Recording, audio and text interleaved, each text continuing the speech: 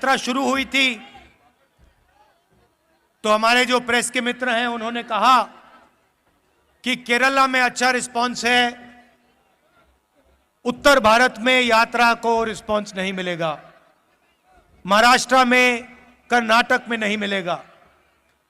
कर्नाटक में बीजेपी की सरकार है, कर्नाटक पहुंचे तो केरला से बेहतर रिस्पांस कर्नाटक में मिला। फिर मीडिया ने कहा कि भाई कर्नाटक में मिल गया रिस्पांस, महाराष्ट्र में नहीं मिलेगा। मेरा महाराष्ट्र पहुंचे, कर्नाटक से बेहतर रिस्पांस। उसके बाद कहते हैं मध्य प्रदेश में बीजेपी की सरकार है, नॉर्थ इंडिया है, वहां पे तो सवाल नहीं उठता। वहां पे लाखों लोग आ गए बाहर सड़कों पे, गांव के गांव, शहर के शहर बाहर आ गए। फिर कहते हैं हां मध्य प्रदेश में रिस्पांस मिल गया, हरियाणा में नहीं मिलेगा। और हरियाणा ने बाकी सब प्रदेशों को दिखा दिया कि हरियाणा क्या है और हरियाणा क्या कर सकता है।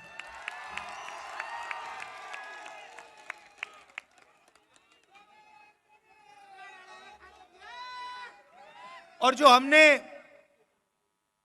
नफरत मिटाने की बात की, डर मिटाने की बात की, वो सचमुच हमें इन सड़कों पे आपने दिखाया है। इस यात्रा में किसी ने गलत तरीके से किसी से बात नहीं की। कोई गिरा, चाहे हिंदू हो, मुसलमान हो, सिख हो, ईसाई हो, मैंने अपनी आंखों से देखा। जैसे ही गिरा, यात्रा ने उस व्यक्ति को अपने गोद में लिया। किसी ने नहीं पूछा भाई तुम हिंदू हो, मुसलमान हो, सिख हो, ईसाई हो, कौन सी जात के हो, ना। जैसे ही कोई गिरा, वैसे ही पूरी यात्रा ने, हिंदुस्तान ने उसको अपना माना, उसको उठाया, पानी पिलाया, अगर पट्टी की जरूरत थी पट्टी की, और फिर कहा चलो चलो हमारे साथ चलो। यह आपने दिखाया हमें, और यह नई चीज नहीं है। यह आपका जो प्रदेश है, यह सदियों से देश को यही दिखा रहा है। महाभारत की जमीन है, कौरव पांडवों की जमीन है। जो उस समय लड़ाई थी, बात लोगों को अभी समझ नहीं आ रही है, मगर जो उस समय लड़ाई थी वही आज लड़ाई है। लड़ाई किसके बीच में है?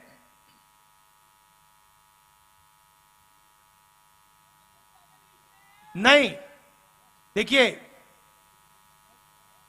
पांडव कौन थे? अर्जुन, भीम, ये लोग कौन थे? ये लोग तपस्या करते थे। ये लोग तपस्या करते थे। क्या पांडवों ने इस धरती पे नफरत फैलाई थी क्या? आपने महाभारत पढ़ी है, क्या उसमें लिखा है कि पांडवों ने किसी गरीब व्यक्ति के खिलाफ अपराध किया? कहीं लिखा है? पांडवों ने डिमोनेटाइजेशन किया क्या? नोटबंदी की थी क्या? गलत जीएसटी लागू की थी क्या? कभी करते? कभी नहीं करते। क्यों नहीं करते? क्योंकि वो तपस्वी थे और वो जानते थे कि नोटबंदी, गलत जीएसटी, किसान बिल इस धरती के जो तपस्वी हैं उनसे चोरी करने का तरीका है।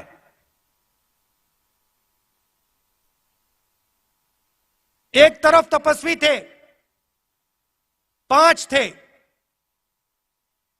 दूसरी तरफ संगठन था। एक तरफ 5 तपस्वी और भीड़, उनके साथ पांडवों के साथ हर धर्म के लोग थे।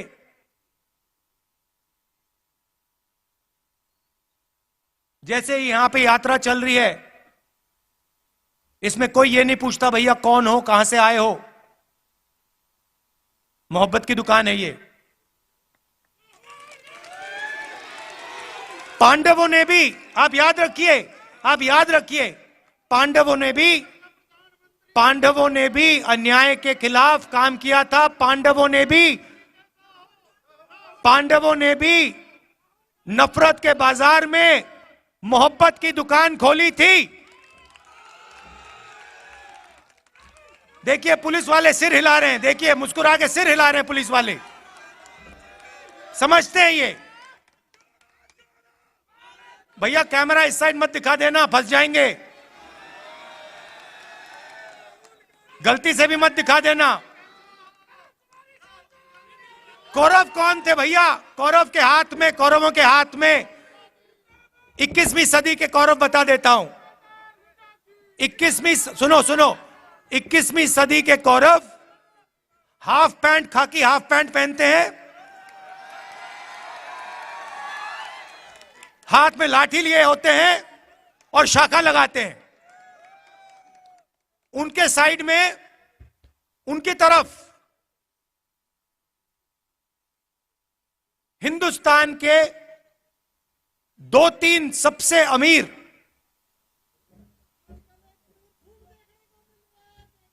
अरबपति कौरवों के साथ खड़े हैं। भाई और बहनों, नोटबंदी किसने करवाई? गलत जीएसटी किसने लागू की? किसके लिए की गई और किसके खिलाफ की गई, ये आप समझिए। नोटबंदी, गलत जीएसटी नरेंद्र मोदी ने जरूर साइन किया, मगर नरेंद्र मोदी जी की शक्ति ने गलत जीएसटी, नोटबंदी नहीं लागू करवाई। हिंदुस्तान के 2-3 अरबपतियों की शक्ति ने, इन्होंने प्रधानमंत्री का हाथ चलाया। मानो ना मानो, आपको देखने को मिलेगा उस समय के अरबपति पांडवों के साथ खड़े थे क्या? अगर खड़े होते तो पांडव जंगल में क्यों बैठे थे? पांडवों को घर से क्यों निकाला? क्योंकि उनके साथ अरबपति नहीं खड़े थे, मगर उनके साथ इस धरती की जनता, इस धरती के किसान, इस धरती के मजदूर, इस धरती के गरीब, इस धरती के छोटे दुकानदार, इस धरती के स्मॉल और मीडियम बिजनेस सब खड़े थे। ये देश भाइयों और बहनों, ये देश तपस्वियों का देश है। मुझे कहा जाता है, मुझे किसी ने कहा आप 3000 किलोमीटर चले। मैंने उससे कहा तो क्या हुआ? मैंने क्या बड़ी बात कर दी? अगर आप जाओ और इस देश के किसी भी किसान से पूछो, भाई पिछले 4 महीनों में आप कितने किलोमीटर चले हो, वो आपको बता देगा 3000, 4000, 5000 किलोमीटर चला हूं। हां, कन्याकुमारी से दिल्ली नहीं चला हूं, मगर अपने खेत में चला हूं, मंडी गया हूं, मंडी जाकर वापस आया हूं, फिर मंडी गया हूं, फिर वापस आया हूं, खाद खरीदने गया हूं, बीज खरीदने गया हूं। मैंने क्या बड़ा काम किया? कुछ नहीं। किसी भी मजदूर से आप पूछ लो, आपको बताएगा 24 घंटा मैं सर पर बोझ रख के आगे पीछे आगे पीछे आगे पीछे चलता जाता हूं। वो ये जो घड़ी है ना फिटबिट वाली, ये जो मैं पहना हूं, जो किलोमीटर दिखा देती है, वो नहीं पहनता है, इसलिए उसको शायद पता नहीं लगता कितने किलोमीटर चला है। हमारे साथ यात्री चले, मुझे कहते हैं भैया 3000 किलोमीटर चले। मैंने उससे कहा भैया तुम्हें खाना मिला आज सुबह? भोजन खाया तुमने? कितने बार भोजन खाया? 3 बार खाया ना।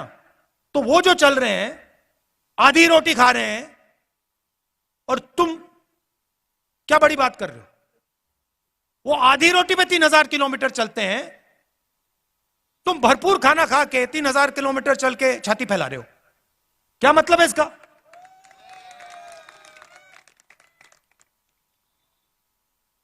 फिर ये मेरी टी शर्ट के पीछे पड़ गए।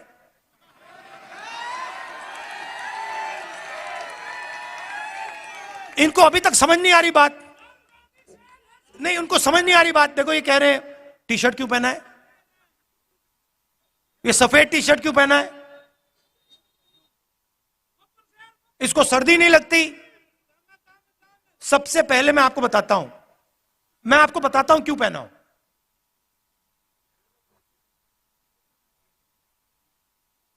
यात्रा शुरू हुई, केरला में भयंकर गर्मी, ऐसा लग रहा था भैया टी शर्ट उतार दो। मतलब उसमें पसीने आ रहे थे, ह्यूमिडिटी बहुत थी, केरला में काफी मतलब गर्मी लगी। फिर मैं मध्य प्रदेश में गया, थोड़ी ठंड होने लगी, थोड़ी सी मतलब ज्यादा नहीं। सुबह सुबह क्या हुआ, 6 बजे हम निकलते हैं, सुबह सुबह 3 गरीब बच्चे मेरे पास आ गए, फटी हुई शर्ट थी। और जब मैंने उनको ऐसे पकड़ा, हाथ लगाया फोटो के लिए, फोटो लेना चाहते थे, एक इस साइड और एक साइड लड़कियां थी, एक इस साइड एक इस साइड। जैसे मैंने उनको पकड़ा, वो कांप रही थी, ठंड से कांप रही थी। और फिर मैंने देखा पतली सी शर्ट थी। उस दिन मैंने निर्णय ले लिया कि जब तक मैं नहीं कांपूंगा मैं टी शर्ट पहनूंगा। जब कांपना शुरू हो जाएगा, जब मुझे अच्छी मतलब ठंड लगने लगेगी, जब जबरदस्त कठिनाई होगी, तो फिर मैं स्वेटर पहनने का सोचूंगा, मगर उससे पहले नहीं करूंगा। मैं उनको मैसेज देना चाहता हूं, उन 3 लड़कियों को देना चाहता हूं कि अगर आपको ठंड लग रही है तो फिर राहुल गांधी को भी ठंड लगेगी। जिस दिन आपने स्वेटर पहन लिया, उस दिन राहुल गांधी स्वेटर पहन लेगा। नहीं नहीं नहीं, ये बात मत बोलो, ये फिर से आप गलत बात बोलना शुरू कर दे हो। महात्मा गांधी नहीं हूं मैं। आप नहीं, सुनो, ये मेरे जैसे इस देश में करोड़ों लोग हैं, ठीक है, करोड़ों लोग हैं। यहां पे क्या हो रहा है, यहां पे काम कोई कर रहा है, तपस्या कोई कर रहा है। जैसे मैंने पांडवों की बात की, यहां पे युद्ध हुआ था, हजारों लोग मरे थे। वो क्यों हुआ था? क्योंकि उस समय हिंदुस्तान में जो काम कर रहा था, जो तपस्या कर रहा था, उस समय किसान थे, मजदूर थे। आज किसान हैं, मजदूर हैं, छोटे व्यापारी हैं, स्मॉल और मीडियम बिजनेस चलाते हैं। आज हमारे पास माइक्रोस्कोप बनाने वाले लोग आए, आप बनाते हैं, मैन्युफैक्चरिंग है, देखो इनकी 100-200 लोगों को ये रोजगार देते हैं। ये तपस्या करते हैं 24 घंटा। कोई माइक्रोस्कोप बनाता है, कोई यहां पे पोल्ट्री फार्म चलाता है, कोई खेती करता है,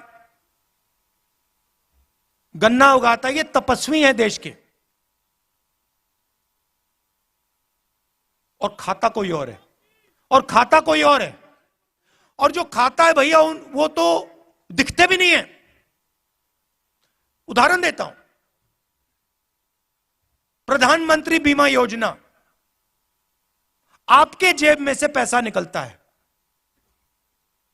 आप देते हो, और हिंदुस्तान की सरकार आपका पैसा उसमें जोड़ती है। आप सुबह 4 बजे उठते हो, हम 6 बजे उठते हैं, आप 4 बजे उठते हो। 4 बजे उठने के बाद आप काम शुरू करते हो। आपके साथ खेत में आपके इतने छोटे छोटे बच्चे होते हैं, पूरा परिवार काम करता है। फिर तूफान आता है, आंधी आती है, बारिश होती है, ओले गिरते हैं, और फिर आप जाते हो बीमा लेने। कहते हो भैया चलो नुकसान हो गया, बीमा का पैसा तो भरा था। पता लगता है इंटरनेट पे आपको कंपनी नहीं मिलेगी, नाम नहीं मिलेगा, फोन करो कोई जवाब नहीं देगा। आपकी तपस्या कोई और खा गया। जीएसटी के बारे में बताता हूं, मजेदार बात मैंने सुनी।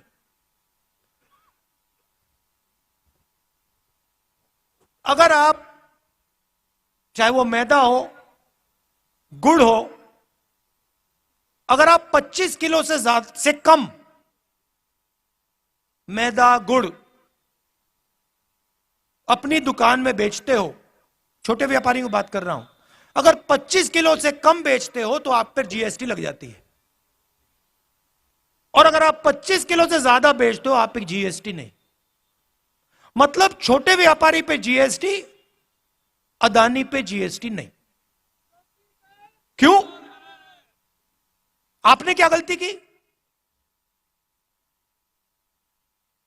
अगर आप पे लग रही है तो उन पे लगनी चाहिए, अगर उन पे ना लगे तो आप पे ना लगे। किसान आए हमारे पास, एमएसपी की बात की। हिमाचल प्रदेश में मैंने आज अखबार में पढ़ा, सेब का पूरा व्यापार एक उद्योगपति के हाथ में। जम्मू कश्मीर जाएंगे, पूरा का पूरा सेब का व्यवहार उसी उद्योगपति के हाथ में। नहीं हुए भैया, क्योंकि शहीद जो होता है उसको शहीद का दर्जा मिलता है। पार्लियामेंट हाउस में मैंने बात उठाई, कांग्रेस पार्टी ने बात उठाई कि भैया ये 700 लोग शहीद हुए हैं, इनका नाम तो ले लीजिए पार्लियामेंट हाउस में, शहीद का दर्जा तो दे दीजिए। प्रधानमंत्री कहते कोई शहीद नहीं हुआ। हमने मौन करा दिया वहां पे, मैं खड़ा हो गया, मैंने कहा भैया हम तो मौन करेंगे। स्पीकर गुस्सा हो गया मुझसे, कहते देखिए पार्लियामेंट हाउस में जो 700 किसान शहीद हुए हैं उनके लिए 2 मिनट मौन नहीं रखा जा सकता है। हम जानते हैं कि शहीद हुए, उनके परिवार जानते हैं कि शहीद हुए, हिंदुस्तान की सरकार नहीं जानती, उनके लिए नहीं शहीद हुए। मगर वैसे मैं उनकी बुराई इतना नहीं करना चाहता, वो करने जो कर रहे हैं करने दो उनको। मैं क्या चाहता हूं कि जो तपस्वी है,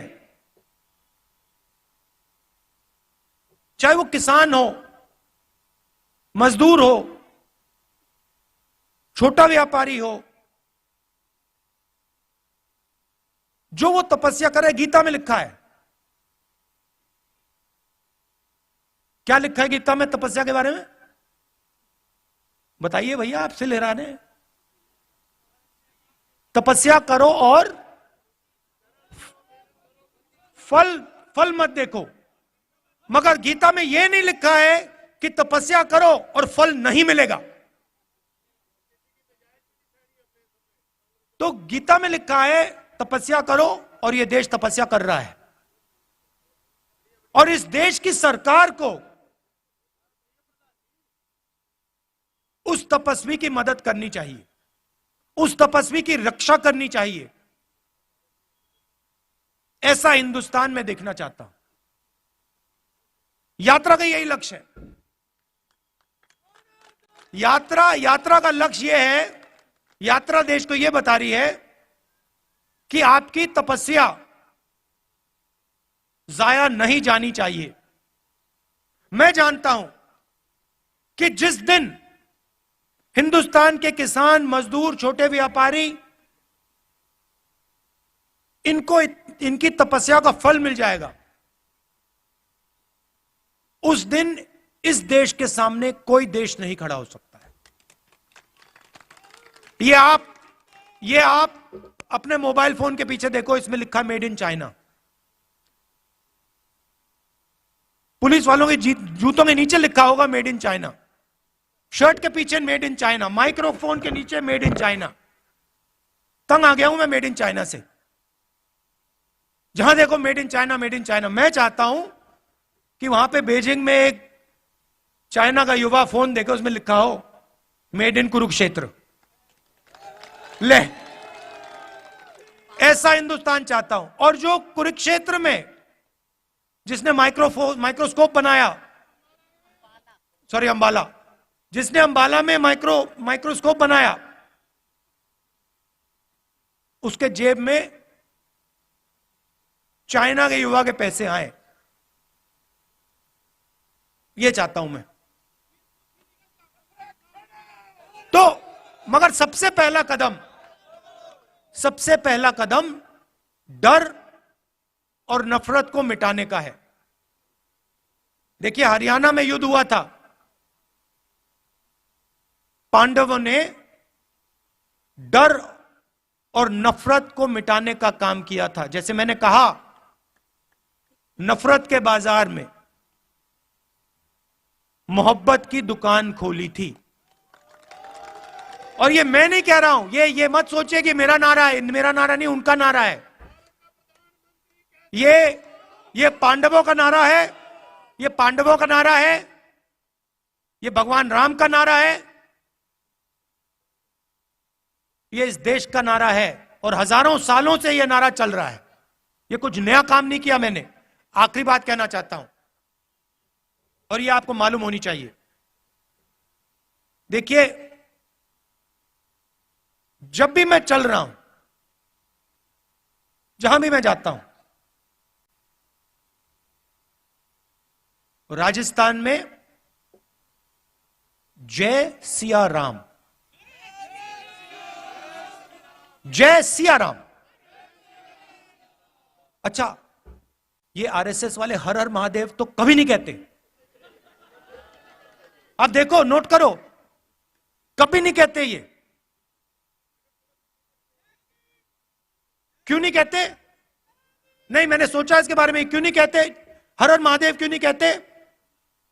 नहीं, क्योंकि शिव जी तपस्वी थे और ये हिंदुस्तान की तपस्या पे आक्रमण कर रहे हैं, इसलिए हर हर महादेव नहीं कह सकते। मगर बात मैं जय सिया राम की कर रहा हूं। यहां पे राम राम राम राम सुना मैंने, राम राम, जय सिया राम। अब जय सिया राम ये कभी नहीं कहते। इन्होंने सीता जी को नारे से निकाल दिया, उठा के बाहर फेंक दिया, कहा हम नहीं कहेंगे।